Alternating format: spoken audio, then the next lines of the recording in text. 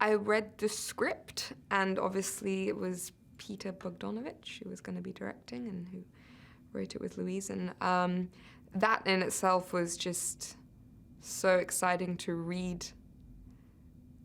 I guess a piece of material that is so hard to come by now. You know, it just reminded me immediately of movies in the 70s and 80s, and obviously the set and the background that Peter comes from. Those are the movies that I love so much. So I went to New York to meet him and sat down and spoke about the script and the role and life, and just fell in love with it, and was lucky enough to come onto the project. Izzy is a Brooklyn girl, and she is earning a living by being a hooker. And until she has this dream of being an actress, but it's sort of something that's very much at the back of her mind, and she doesn't ever think will be a reality. It's something that her parents have kind of dulled down and kind of broken the dream a bit. So when she meets Arnold, Owen's character, as Derek, on one of her jobs, he kind of inspires her to follow her dream, and she goes on an audition, and worlds start to collide, and that's where the sort of drama begins. Working with Owen is so wonderful.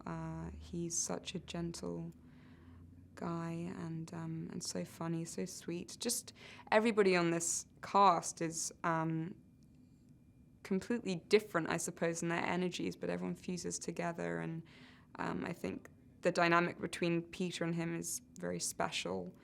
And obviously Peter's setting the tone for the set, and he kind of dictates the energy and the vibe, but just really comfortable and a really exciting, fun place to come to work every day. Everybody does have a connection to Izzy in their own way. It's a sort of very unhealthy obsession that the judge has.